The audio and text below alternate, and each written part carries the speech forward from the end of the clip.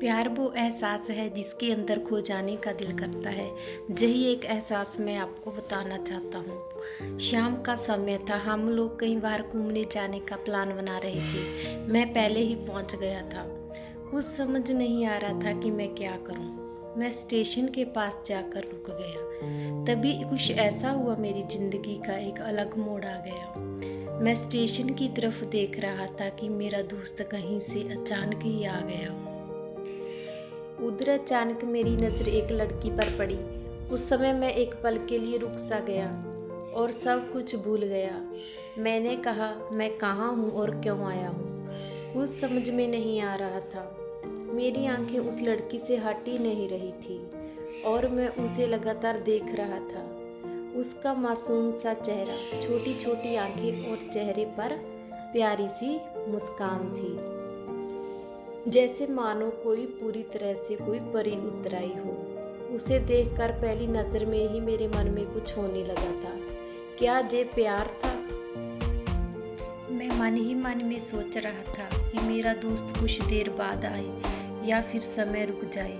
मुझे उसका नाम जानना था और उसके बारे में सब कुछ पता करना था, लेकिन क्या करूं, कुछ समझ में नहीं आ रहा था। जब मुझे कुछ भी समझ में नहीं आ रहा था, तब मैंने मन ही मन में भगवान से ये प्रार्थना की कि यह लड़की मुझे किसी भी तरह मेरी ज़िंदगी में चाहिए। वो मुझसे दूर जा रही थी।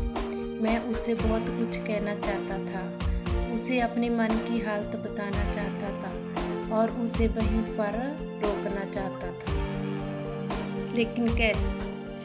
यही सवाल बार बार मन में आ रहा था और मुझे बेचैन कर रहा था। मैं चाहता था कि मुझे एक बार उसका नाम पता चल जाए। शायद भगवान ने उसे मेरे लिए ही भेजा था। मैं सोच रहा था कि भगवान कोई चमत्कार कर दे, और वही हुआ। भगवान ने चमत्कार किया और उसके पीछे से आवाज़ आई, रुको प्रिया। फिर मैंने पीछे देखा कि उसकी एक दोस्त थी और उसी ने उसको आवाज़ दी थी। तब मैं ये समझ गया कि उसका नाम प्रिया था। मैं उसका नाम सुनकर बहुत खुश हो गया था और मेरा मन करता था कि उस लड़की की दोस्त को जाकर धन्यवाद कर दूं, क्योंकि उसकी वजह से ही मुझे उसका नाम पता चला था। बस तभी मैंने ये ठान लिया था कि अब मुझे प्रिया को अपना बनाना है और अपनी ज़िंदगी में लाना है। मैं उसकी तरफ जाने ही लगा था कि पीछे से मेरे दोस्त ने आवाज़ दी। तब मुझे समझ में नहीं आ रहा था कि अब मैं अपने दोस्त को क्या कहूँ और कैसे बताऊँ। अब उस लड़की के पीछे कैसे जाऊँ। मैं उस लड़की के बारे में सोच रहा था और वह मेरी आंखों से दूर जा चुकी थी। मेरा मन बहुत रोने लगा था कि आज कोई सपना टूट गया और मैं वहाँ से अपने दोस्त के साथ चला गया, लेकिन पूरे रास्ते उस लड़की के बारे में ही सोचता रहा। मैंने मन उसके ख्यालों से बाहर ही नहीं निकलना चाहता था। दूसरे दिन मैं कॉलेज के लिए तैयार हो गया और कॉलेज पहुंचा। कॉलेज में बेंच पर जाकर बैठ गया। तभी दोस्त ने बताया कि आज कॉलेज में एक नई लड़की आई है, लेकिन मेरा ध्यान दोस्त की बातों में नहीं था। मैं सिर्फ उस लड़की के बारे में ही सोचे जा रहा था कि अब मैं उससे कहाँ मिलूँगा और कैसे मिलूँगा। मेरा दोस्त बार बार मुझे आवाज़ दिए जा रहा था, लेकिन मुझे बहुत गुस्सा आ रहा था। तभी, क्योंकि मैं उसकी बातों से सुनना नहीं चाहती। मैंने उसे जानने के लिए पीछे देखा तो मैं हैरान रह गया। मेरी खुशी का कोई ठिकाना ही नहीं रहा। मैंने देखा कि वह लड़की जो नई आई थी, वह कोई और नहीं बल्कि प्रिया ही थी। उसे देखकर मेरी खुशी का तो कोई ठिकाना ही नहीं रहा। मैं अपने दोस्त को बताना चाहता था और मैंने अपने दोस्त को सब बता दिया कि मैं उस लड़की के सपनों में ही खोता था।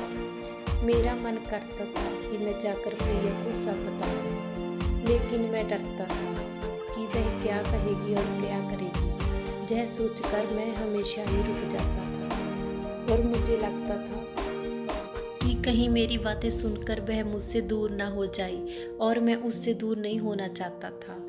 मुझे ये एहसास हो गया, शायद वह भी मुझे पसंद करती थी, लेकिन वह कभी कुछ कहती नहीं थी। उसे लगता था कि मेरे मन में उसके लिए कुछ नहीं था, लेकिन वह क्या जाने कि मैं पहली नज़र में देखकर ही उसे प्यार करने लगा था। दिन बीतते गए हम लोग अच्छे दोस्त की तरह साथ रहते थे, बातें करते थे, लेकिन कभी भी एक दूसरे से कुछ नहीं कहते थे। वक्त बीत गया। इस तरह हम लोगों की पढ़ाई भी पूरी हो गई। लेकिन मेरे दिल में उसके लिए अभी भी पहला और आखिरी प्यार था, और शायद उसके लिए भी। और इस तरह से हम लोग अलग अलग कंपनी में जॉब करने लगे। तभी बस एक दिन मैंने सोच लिया कि अब मैं उसे अपने दिल की बात बता दूंगा। मैं अगले दिन सुबह उठा और मैंने उसे फ़ोन किया। उसे कहा कि मुझे मिलना है, और वह भी मिलने के लिए मान गई। और मेरी खुशी का तो जैसे कोई ठिकाना ही नहीं रहा था। हम लोगों ने मिलने के लिए एक समय निर्धारित किया, और मैं समय से पहले वहाँ पर पहुँच गया और उसका इंतज़ार करने लगा।